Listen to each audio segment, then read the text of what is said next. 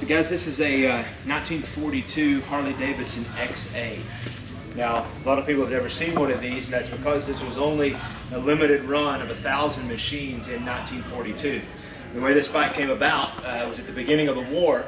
Harley was making their WLA, which was the 45 cubic inch flathead, which is a wonderful machine, was great for military service, but at the very beginning of the war they were fighting in North Africa, and the rear cylinder kept overheating.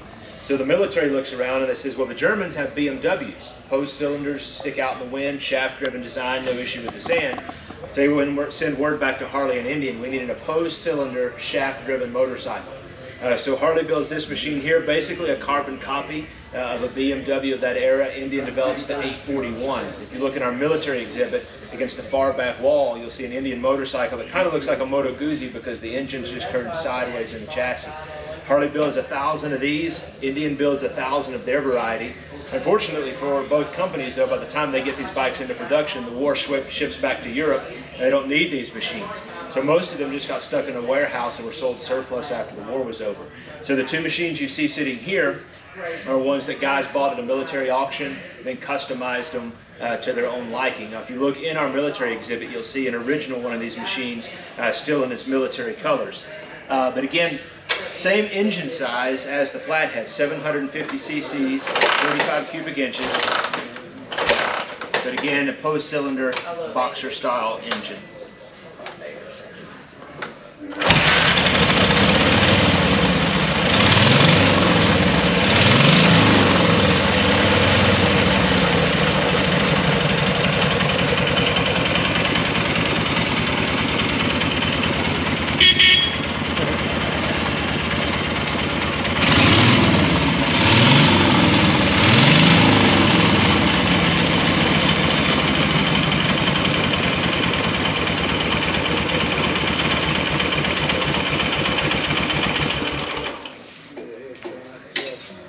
There you go.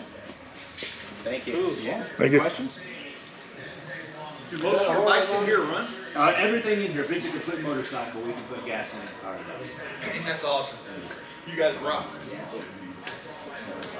Now this is not the first time Harley made an opposed cylinder engine. In 1919 they made what they call the W Sport model. If you look, that billboard on the back of that building, on the floor right in front of that billboard, you'll see a bike that looks similar to what they would call a Douglas motorcycle at that time in the early 1900s. Cylinders actually face front and back in the frame opposed to one another. They only made that bike for about 2.5 years because the rear cylinder was tucked so far underneath everything else that it was prone to overheating and loss of power, so they scrapped production very quickly on that machine and went back to just sticking with the V-twin. Am I not mistaken, didn't the Army request that in World War II? Yeah, that's right. North Africa? That's right, that's correct. And so only made 1,000 of these, but by all records and accounts, none of them actually ever made it overseas because the war shifted back to Europe before they could actually get them over. I remember seeing it someplace. Yeah. Thank you, sir. Me then, but I never knew Harley made it. Yeah.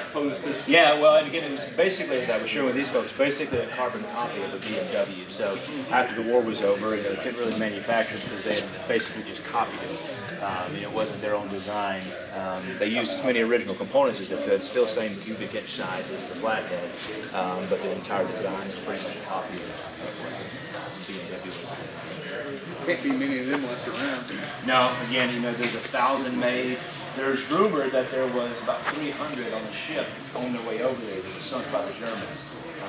So if that story is true, then that leaves you with 700. A lot of guys would take these and steal the engine out of them and use them in quarter sprint cars. That's pretty cool. Because you already had a shaft-driven design, so it made sense to put it in a small race car. And then a lot of guys wanted them for the Springer front end because they had to make this Springer 2 inches longer than a standard Springer front end to clear the engine case through the front of the frame.